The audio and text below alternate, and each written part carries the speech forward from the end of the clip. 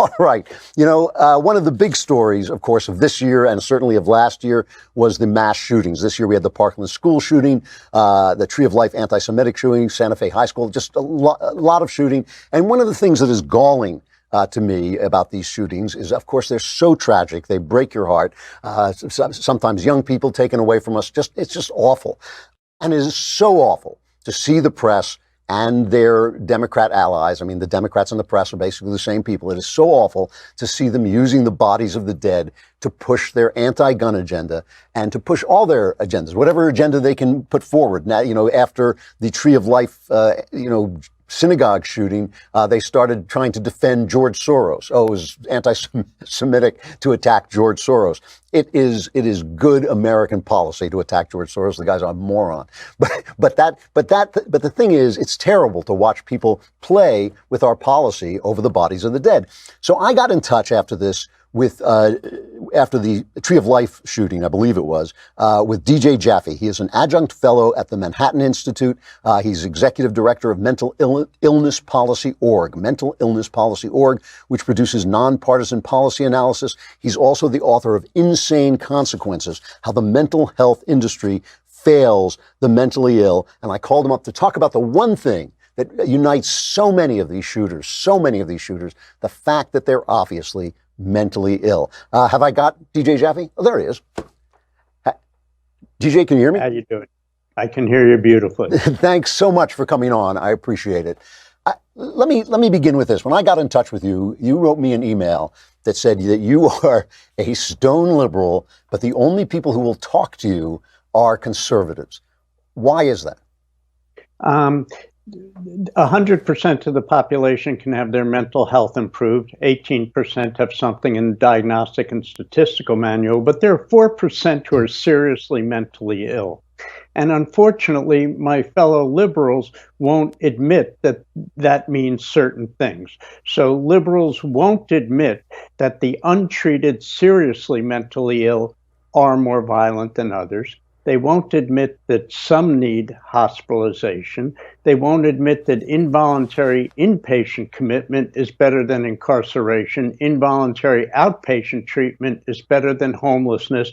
And there's a bunch of politically correct ideas they have that everyone recovers, no one's more violent, hospitals aren't needed, that prevents them from helping the seriously mentally ill. That really is tragic. Because am I right in thinking, I mean, even in the synagogue shooting, obviously anti-Semitism is a curse throughout the world. It doesn't care if you're on the right or the left. It finds its way into people's hearts. But the guy who did this struck me as not just a hateful anti-Semite. He struck me as an anti-Semite who was mentally ill. And am I right in thinking that many of these shooters are in fact suffering from mental illness? Well, two publications, the Washington Post and Mother Jones, have both kept databases of actual shootings, mass shootings. They define them slightly different. And in both cases, they do find that a very large percentage has untreated serious mental illness.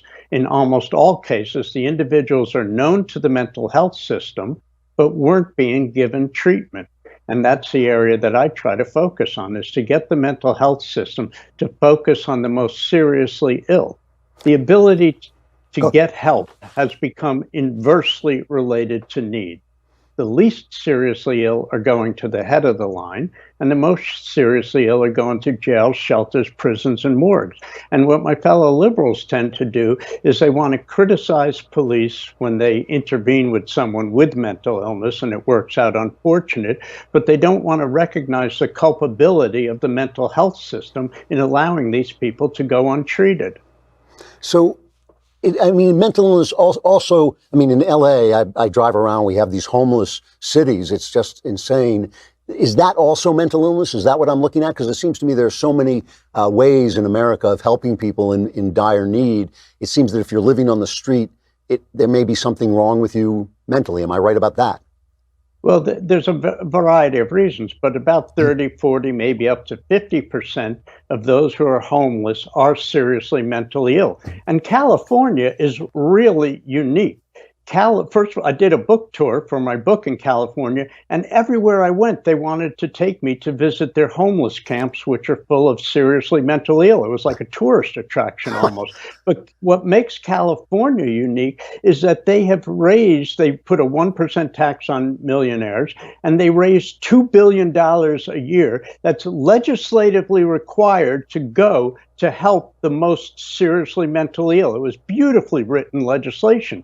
But then they put mental health advocates in charge of distributing it, and they're basically preventing the $2 billion from going to the most seriously mentally ill. California is a tragedy, and the state auditor has investigated this, Associated Press has investigated this, we've issued a report on it, but it's not money that's lacking, it's leadership. We have to end mission creep and replace it with mission control. It is the most seriously ill who are most likely to become homeless, arrested, violent, and incarcerated.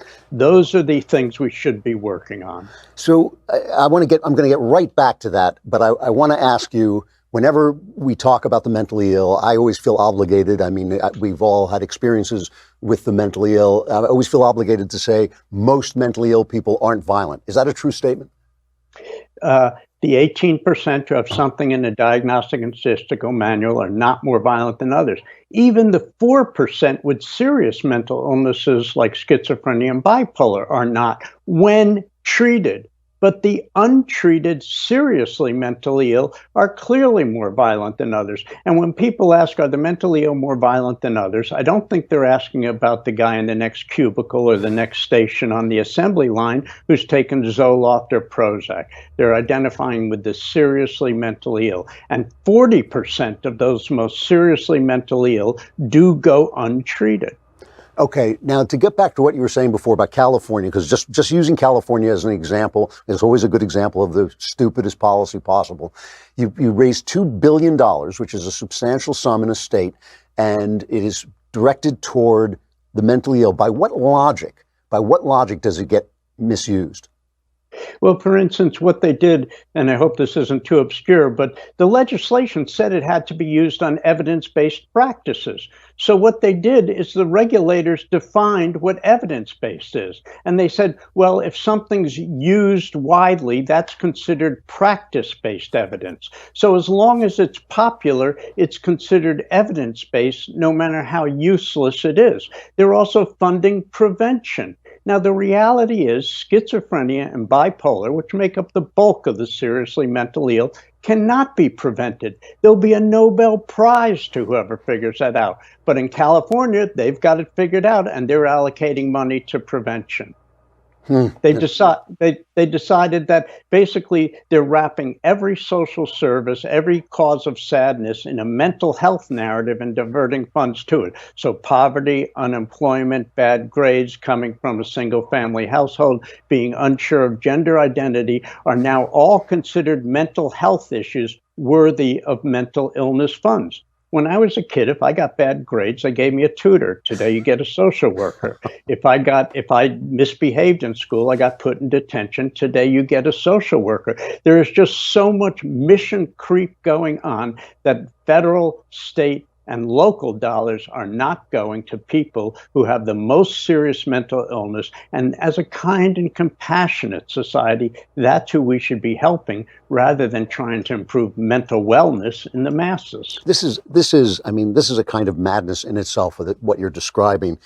When as happens again and again, when somebody living on the street or somebody in a school who the police know is a problem, but they can't do anything about it, when that person finally decides that he's got to stop the invasion from Mars and he goes and attacks somebody, they get sent to prison. What happens to the mentally ill in prison?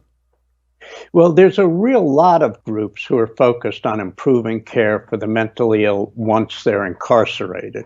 Incarceration is obviously a horrible place for them. They're often put in segregated units. They're beat up by other prisoners. They're left to smear their feces on the doors. But what I'm saying is that we have to reduce the mental illness to jail pipeline by forcing the mental health system to focus on the most seriously ill rather than the least seriously ill. I mean, just look at civil commitment laws, pretty ludicrous. Rather than preventing violence, our civil commitment law requires it. I mean, that's totally ludicrous. As a kind, compassionate society, we should help people. Being psychotic is not a right to be protected. It's an illness to be treated.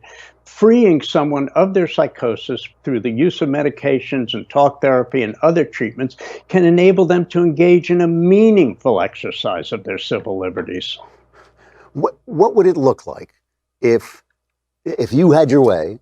What would our policy look like? What would what would it look like on the street? What would a policeman be able to do? How would the treatment take place? Well, first of all, most seriously mentally ill, even the seriously mentally ill, don't need hospitals. But we still don't have enough hospitals for those who need it. So we have this ludicrous Medicaid policy. It's an obscure provision of Medicaid that says to the state, you can use Medicaid money for anyone who's eligible except for one group: the seriously mentally ill who need hospitalization. It's an exact opposite of what federal policy should do. It should help the most seriously ill, not preclude them from receiving help. So we have to eliminate that provision in Medicaid, and there's a group called the Treatment Advocacy Center, which has been working on that to make more hospital beds available. And I have to say, Secretary Azar just issued some regulations which get at the issue but don't solve it. At the state laws, what we need is more clubhouse programs, places for people to go, and we need more housing, congregate housing facilities. And by the way, those are very hard to do because of NIMBY groups. But the groups that fear violence are not wrong.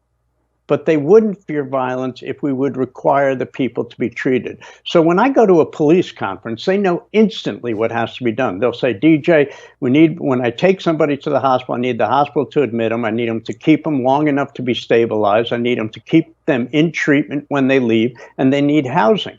But when I go to these mental health advocate conferences, they say, well, DJ, we have to fight stigma, and we have to educate the public, and we have to help people who are unsure of gender identity. And they come up with these things which are totally irrelevant to the cause of helping people who need help the most. Yeah, that is just amazing. You know, I'm really glad that you have fallen in with the Manhattan Institute. They are an absolutely great organization. They do what works, regardless of politics and policy. And I hope you make some headway, because I think that this is really at the core of these shooting incidents and the homeless incidents. I think it is absolutely where the problem can and will be solved if it is solved. DJ Jaffe, the author of Consequences: How the Mental Health Industry Fails the Mentally Ill. Thank you so much for coming on, and I'd like to talk to you again. I hope we do. Good, and they can visit us on Facebook, Twitter, our website, all those places. Great. Thank you very much. Thank you.